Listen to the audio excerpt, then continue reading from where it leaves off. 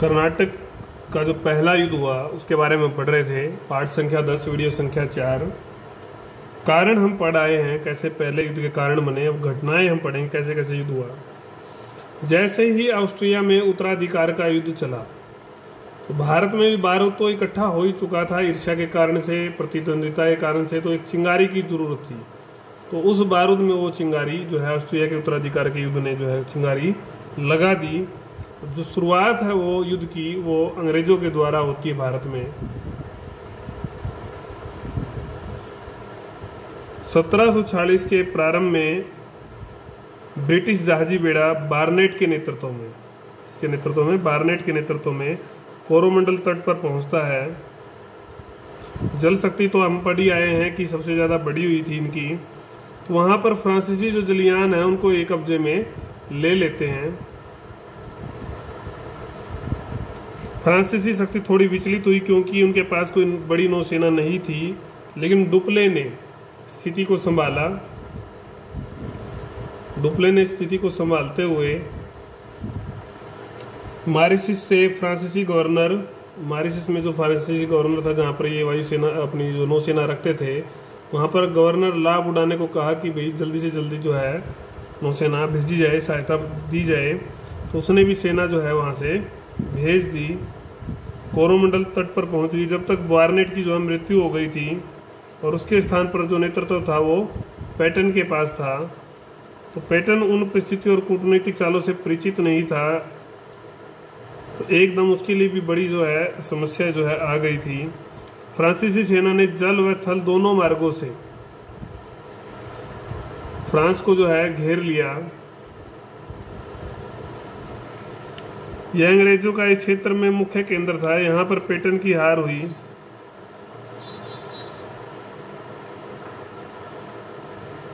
Pattern की हार हो जाने के बाद निकोलस मोर्स ने कुछ देर तक जो है मोर्चा संभाला, लेकिन आखिर में उसको भी समर्पण करना ही पड़ा।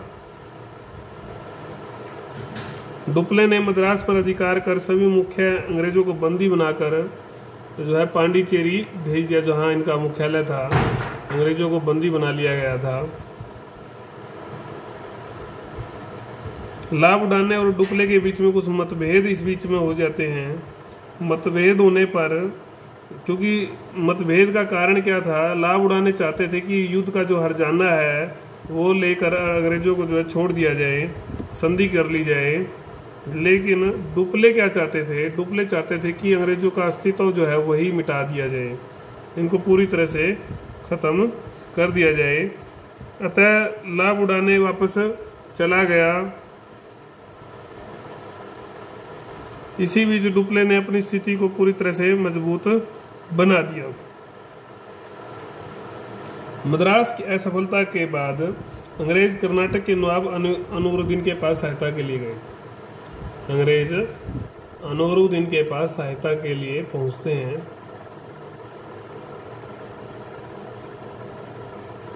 अनवरुद्दीन उनका सहयोगी था। उसने अपने बड़े पुत्र को मद्रास के लिए भेजा, बड़े पुत्र को मद्रास जीतने हेतु भेजा। 10,000 उसके पास सैनिक थे, थोड़ी संख्या तो नहीं थी। और अगर उधर डुप्ले की बात करते तो डुप्ले के पास केवल लगभग 1000 सैनिक थे। 230 तो फ्रांसीसी थे और 700 जो लोग थे वो भारतीय सैनिक थे। तो उसने समर्पण करना आवश्यक न समझकर लड़ना जो है आवश्यक समझा और लड़ा वो। और उसने उस समय जो नेतृत्व था वो पैराडाइज के पास था। पैराडाइज जो कैप्टन थे, पैराडाइज के नेतृत्व में युद्ध लड़ा गया। अदियार नामक स्थान पर लड़ाई हुई। अदियार में आखिर में इनकी जीत हो जाती है फ्रांसीसियों की,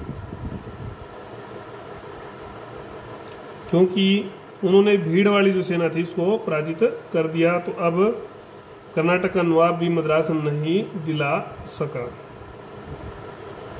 इसी दौरान जो है एक अन्य जो मोर्चे पर लड़ाई जो है पांडिचेरी व उसके पास सेंट डेविड जो दुर्ग था वहाँ पर चल रही थी।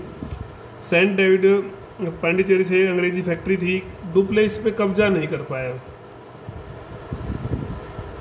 कब्जा नहीं ले सका यहाँ पर सेंट डेविड का।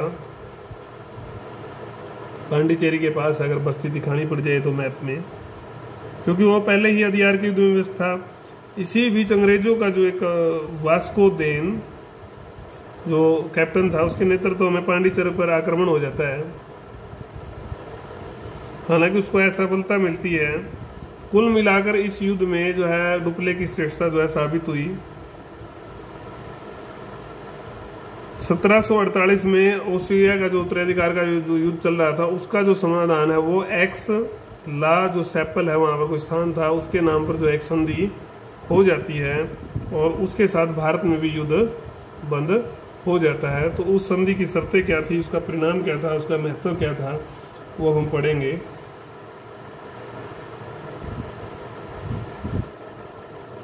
परिणाम महत्व एक ही बात है वैसे तो। एक्सला सेपल की संधि होगी। जड़ें तो हमें समझ में आई गई, युद्ध की जो जड़ें थी वो यूरोप में ही थी। अंग्रेजों को जो है मद्रास वापस मिल गया इस संधि के तहत। उत्तरी अमेरिका में एक लुईबर्ग जो क्षेत्र था वो फ्रांसीसियों को मिल गया। डुप्ले असहमत था क्योंकि वो तो पूरी तरह से इनका अस्तित्व ही मिटाना चाहता था ताकि पूरे व्यापार पर इनका अधिकार हो जाए। योजना और थी, योजना कुछ थी उसके पास दिमाग में, तो योजना पूरी तरह ध्वस्त हो गई। मजबूरी में उसको स्वीकार करना पड़ा। इससे क्या क्या निकल कर आया? पहली चीज तो आ गया कि दक्षिण भारत में जो राजनीतिक कमजोरी थी उसका पता सबको चल गया, कमजोरी सबके सामने आ गई। दूसरा क्या था, इस युद्ध ने इस बात की घोषणा की कि भारतीय सेना, क्या घोषणा हुई कि भारतीय जो सेना है वो यूरोपीय सेना का मुकाबला नहीं कर सकती, क्योंकि बहुत बड़ी सेना थी, 10,000 की वो हार आई, भीड़ वाली सेना। अनवरुद्दीन द्वारा अंग्रेजों का साथ देने के कारण फ्रांसीसी अब कर्नाटक में उसके विकल्प की तलाश करने लगे।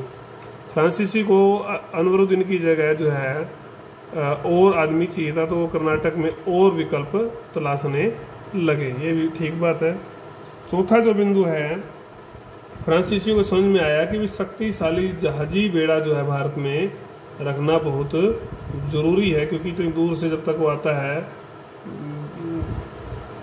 देर हो चुकी होती है, क्योंकि निर्णय जो है वो समुद्र शक्ति के आधार पर होता है। पांचवा जो था, अब राजनीति में जो औपचारिक तौर पर जो है हस्तक्षेप की जो है शुरुआत हो गई थी, मौका मिल गया इनको। छठा जो बिंदु है, जो व्यक्तिगत जो लाभ हुआ वो सबसे ज़्यादा जिसकी प्रतिष्ठा में वृद्धि हुई वो था डुप्ले जो गवर्नर था, योग्यता प्रतिष्ठा की उसकी चर्चा जो है पूरे यूरोप में होने लगी थी। इस जो प्रतिस्पर्धा इस युद्ध के बाद शांत नहीं हो गई, बल्कि उसकी दिशा जो है बदल गई।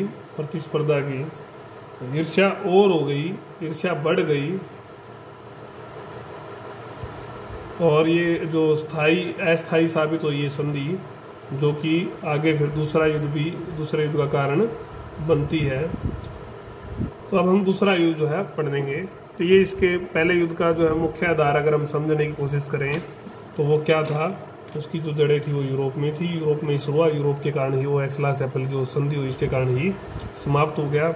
और इसके कारण से फ्रांसीसियों को भी और अंग्रेजों को भी बहुत सारी बातें समझ में आई, भारत के संदर्भ में भी और एक दूसरे के संदर्भ में भी, और उसके अनुरूप उन्होंने आगे रणनीतियाँ बनाई और उसके कारण से फिर चीज़ें चलती हैं। तो कुल मिलाकर अगर हमने अब बात की तो अस्थायी व्यवस्था थी, दूसरा युद्ध इसका जो है कारण जो है ये बनी, तो संधि जो है स्थायी नहीं थी। तो अब इसके भी हम कारणों का अध्ययन करेंगे। पहले युद्ध की तुलना में जो है ये 1700 आपका जो है लंबा चला, तो लंबा था और महत्वपूर्ण था, तो इसके बारे में हम विस्तार से अध्ययन करेंगे। कारण में हम पहला कारण जो देखते हैं, जो संधि थी एक्सला-सेपल की, उस संधि से असंतुष्टि थी। क्या थी? उससे असंतुष्टि थी, क्योंकि इस संधि का भारत से संबंध नहीं था, ना डुप्ले से संबंध था, वो डुप्ले से कोई बात नहीं हुई, ना फ्रांसीसी से बात हुई, भारत से संबंध नहीं था। अदला बदली हुई चीज़ों की, अंग्रेज वो जो है मद्रास वापस मिल गया और फ्रांसीसियों को लुईबर्ग मिला। दोनों आमने सामने थे, मतलब उनको अपने पूरे हाथ आजमाने का जो है मौका ही नहीं मिला। नहीं तो वो सोचते थे कि दोनों को कुछ लगता था, दोनों को लगता था कि पता नहीं क्या कर देंगे, पता नहीं वो क्या कर देते, अपनी स्थिति को मजबूत बना लेते। उन्होंने बड़े स्तर पर तैयारियां भी जो है शुरू कर दी थी। तो डुप्ले को लगा कि लाभ नहीं हुआ, मद्रास वापस दे दिया गया और अंग्रेज अपनी हार का बदला चाहते थे। तो ये एक मुख्य कारण जो था युद्ध का, इनका दूसरा युद्ध जो हुआ। दूसरा जो कारण है, कर्नाटक व हैदराबाद में जो उत्तराधिकार की समस्या थी।